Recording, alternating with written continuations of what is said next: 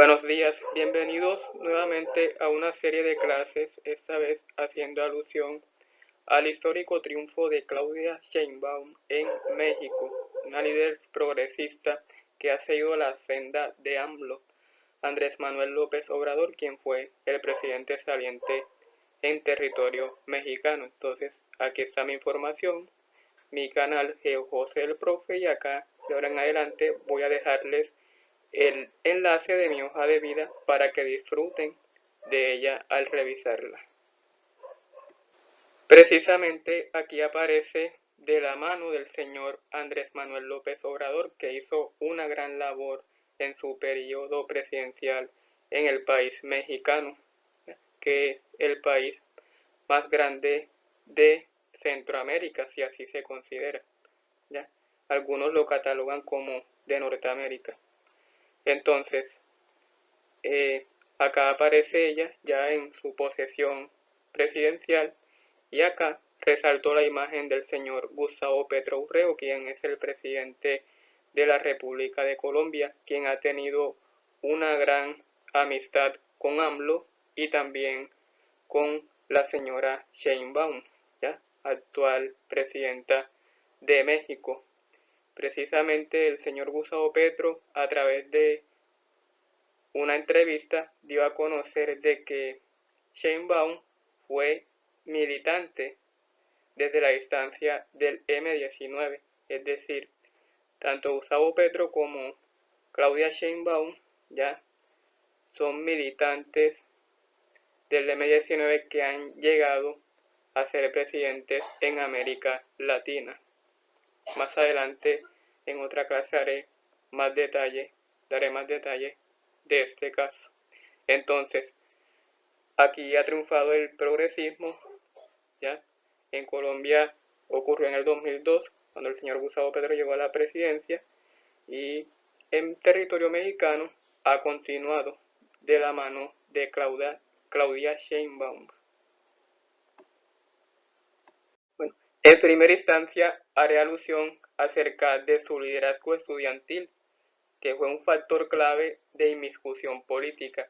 Ella en primera instancia se declinó por la física, es decir, por la ciencia, y posteriormente se declinó por la política debido a la necesidad de actuar en territorio mexicano. Entonces, empezando, en 1968, campesinos, obreros, amas de casa, intelectuales y estudiantes se unieron para exigir un cambio democrático en el país, acontecimiento similar a lo vivido en territorio colombiano, cuando el M-19 se alzó en armas, creyendo de que esa era la solución, ¿ya? Ante la represión de la oligarquía dictatorial de la derecha en Colombia. Entonces, como se logra apreciar, campesinos, obreros, amas de casa, estudiantes, intelectuales, personas de escasos recursos, personas que vienen de abajo por la lucha, ya luchando en contra de la represión estatal, ya en la década de los años 60. Entonces, se dio la participación de Carlos Sheinbaum, quien es el padre de Claudia, la actual presidenta de México, y de Ani Pardo, quien era la madre, ¿ya? Quienes como alumnos de la UNAM, ¿ya? Una de las universidades más prestigiosas de Latinoamérica, no solo de México, ya se involucraron en el activismo progresista de la época, ¿ya?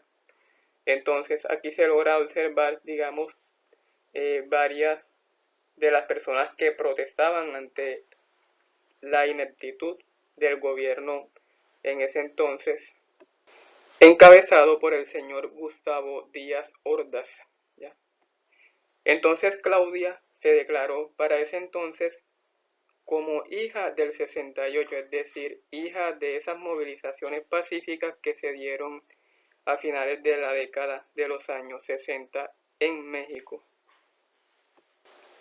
Ante tales consideraciones, una década más tarde, ya en 1978, en el gobierno del señor José López Portillo, se presentan protestas ante huelgas de hambre, ¿ya?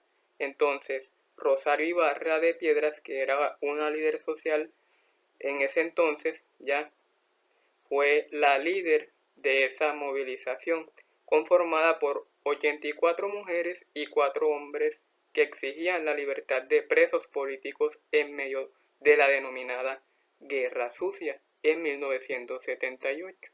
¿Ya? Imagínense, mayor número de mujeres que de hombres. ¿Ya? La oligarquía neoliberalista a la mujer no le da el valor que se merecen ya en las instancias políticas, judiciales y administrativas de cada país, ya, sino que las dejan a un lado y las relegan como si ellas no tuviesen voz y voto para tomar decisiones en pro del beneficio de un país. Así sucede en Colombia, ya, así sucede en varios países de América Latina donde el neoliberalismo aún impera, como el caso de Venezuela. ¿Ya? Entonces, en ese entonces, 1978, Claudia tenía 15 años de edad, la actual presidente de México, Sheinbaum. Entonces, se le empezó a notar ese despertar humano en pro del beneficio de la ciudadanía. Entonces, adicionando crímenes y graves violaciones a los derechos humanos en territorio mexicano en ese entonces, lo cual dio a la realización de dichas protestas. ¿Ya? Entonces, en esta imagen se logra observar la imagen de Rosario Ibarra de Piedras, que fue una de las inspiraciones, ya, para que la actual presidenta de México se inclinara por la política, por la democracia y por el desarrollo de ideas, leyes y políticas encaminadas al bienestar de la ciudadanía. Entonces, participó activamente en el movimiento estudiantil de 1986-1987, la actual presidenta de México, Sheinbaum. Entonces, que se enfrentó a las políticas neoliberales, ¿ya? Y formó parte del Consejo Estudiantil Universitario CEU, ¿ya? Que luchó también por mejorar la calidad académica de profesores e investigadores. A eso vamos asimilando al caso colombiano, ¿ya? El señor Gustavo Petro ha sido uno de los máximos críticos de las políticas neoliberales, no solo en Colombia, sino en América Latina y a nivel global, ¿ya? Porque es una situación a nivel global, ¿ya? Entonces, la séptima papeleta, ya que se originó entre la década de los 80 y década de los 90, principalmente en los 80, consistía en movilizaciones de universitarios, ¿ya? En pro del beneficio de la ciudadanía, ¿ya? Entonces, también mejorar la calidad académica de profesores e investigadores. Actualmente, a través del Ministerio de Educación, ya se ha dado mayor potestad a las investigaciones, ya, de corte universitario que benefician a la ciudadanía, no solo en términos de cambio climático, sino en otros temas como